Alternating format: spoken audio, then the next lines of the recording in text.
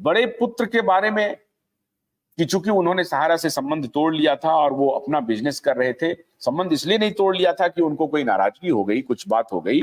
उन्होंने ये कहा कि मैं अपनी कोई और जिम्मेदारी निभाने की कोशिश करता हूं, तो वो अपना अलग बिजनेस व्यवसाय कर रहे हैं। तो ये उनका प्रेरोगेटिव है, किसी का भी अधिकार है, वो कर सकते हैं और वो कर रहे हैं।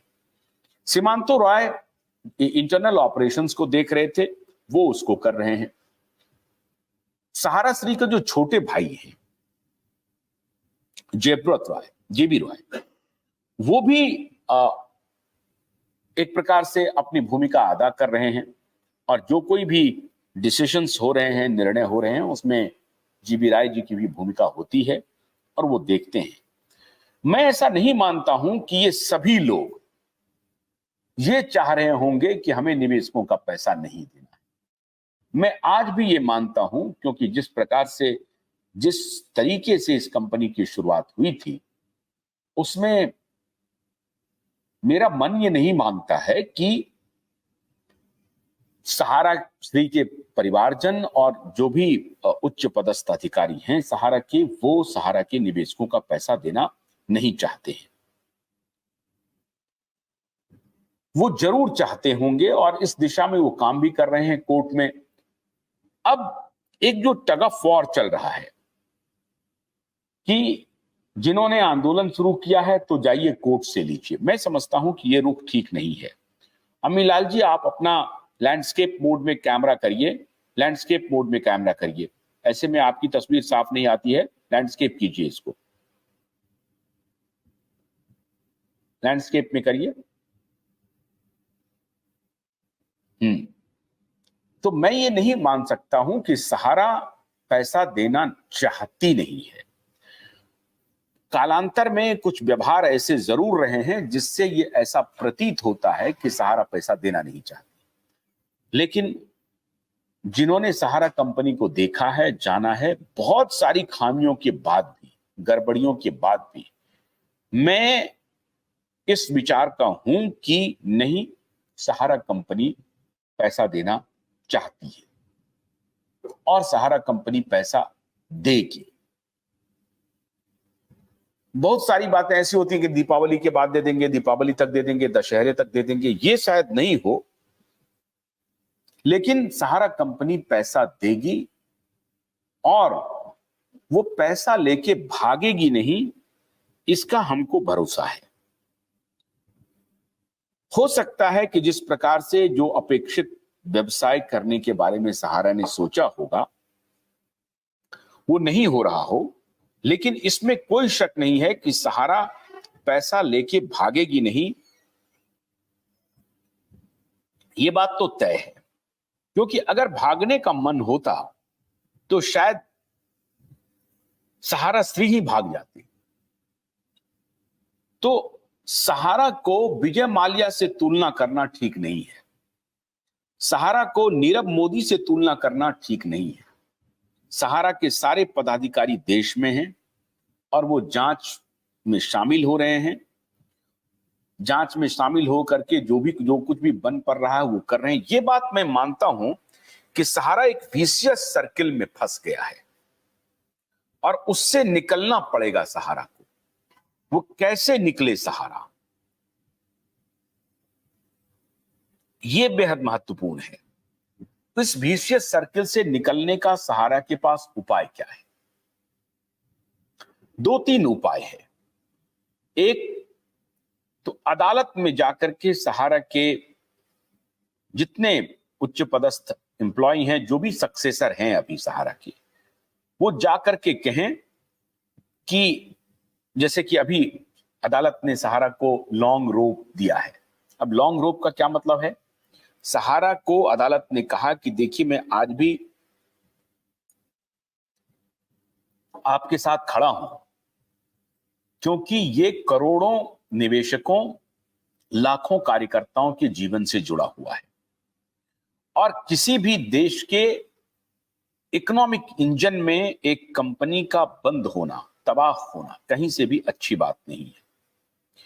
आप अपनी गलतियों को दुरुस्त कीजिए, हम आपके साथ खड़े हो जाएंगे। ये मंतव्य सुप्रीम कोर्ट का है अब सवाल है कि अब अगर ये मंतव्य सुप्रीम कोर्ट का है, निवेशकों की पूरी जो आशा है या अपेक्षा है आप ही के ऊपर है, सहारा इंडिया परिवार पर है, सहारा को ही पैसा देना है। ये तय करना पड़ेगा सहारा को कि पैसे दिए जाएं तो कैसे दिए जाएं, क्या तरीका हो सकता है। जैसे मान लीजिए कि अभी एक पैसे का आप बाजार से ले रहे हैं, तो आप कोशिश कर रहे होंगे कि अगर मैं बाजार से पैसा ले रहा हूं तो कहीं ना कहीं निवेश करूं और निवेश करके उनको पैसा लौटाऊं। 2010 तक सारे निवेशक ये कह रहे हैं कि 2010 तक सहारा का जो ऑपरेशन था वो बिल्कुल ट्रांसपेरेंट था, क्योंकि वो आरबीआई एक्ट से वो पूरा फाइनेंशियल ऑपरेशन चल रहा था,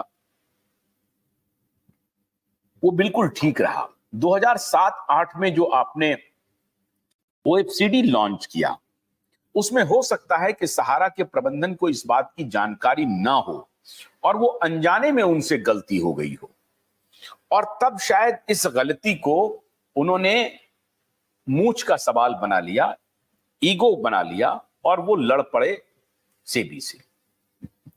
वो सेबी को चाहते तो वो सेबी को कहते कि साहब हमें 20,000 करोड़ रुपए मार्केट से लेने की अनुमति मिली है, 20,000 करोड़ रुपए मार्केट से लेने की अनुमति मिली है और हम ये पैसा ले रहे हैं। अगर ये पैसा आपके रेगुलेशन में आता है तो आप हमें बताएं कि क्या करना है। तो सेबी ने कहा कि भाई पहले पैसा वापस कर दीजिए आप। ये तरीका हो सकता था कि आप उस पैसे को वापस करने के बजाय उस पैसे को रख देते, लेकिन वो सारी बातें तो खत्म हो गई। मैं जो इंटेंट का जो डेफिनेशन है उसे मैं डिकोड करने की कोशिश कर रहा हूं और बड़े शांत चित्त से करने की कोशिश कर रहा हूं। सबको गुनहगार बता देना कि एकदम चोर है, डकैत है, लुटेरा है, लूटा है, ये कहना ठीक नहीं होगा और इस कहने से कोई लाभ भी नहीं मुझे दिखाई पड़ रहा है। मिलने का चांस है कि नहीं? तो मेरा ये मानना है कि अगर सहारा अपनी गलतियों को एक बार स्वीकार कर ले अदालत में, अब बहुत सारे लोग कहते हैं कि गलतियों को स्वीकार किया भी है सहारा ने, लेकिन उसे सिंपैथेटिकली देखा नहीं गया या उनको कोई रास्ता सुझाया नहीं गया। और शुभम ने कहा कि उनके सलाहकार गड़बड़ थे। नहीं, मैं ऐसा नहीं मानता हूं। सहारा श्री इतने बेवकूफ नहीं थे, सहारा श्री बहुत ही इंटेलिजेंट थे और फाइनेंशियली विजार्ड थे सहारा श्री, इसमें कोई शक नहीं है। और उनमें सारे लोग मूर्ख हैं ये भी कहना अनुचित है। सभी लोग कॉम्पिटेंट लोग हैं और अपने अपने तरीके से काम कर रहे हैं। मैंने आज से ये कोशिश शुरू किया है कि नहीं, हम सहारा को आंदोलित करेंगे, हम सहारा को कहेंगे कि गड़बड़ी क्या हो रही है, बताइए कहां गलती हो रही है। निवेशकों के साथ मिलकर के अगर आप चलेंगे तो मैं समझता हूं कि कंपनी खड़ी हो सकती है दोबारा। गलतियां मान लीजिए आपसे हो गई हैं, होने दीजिए, कोई बात नहीं है। निवेशक कई बार हमारे शो पे आपके साथ खड़ा होने के लिए तैयार बैठे हैं। आने वाली दिवाली फिर काली नहीं हो,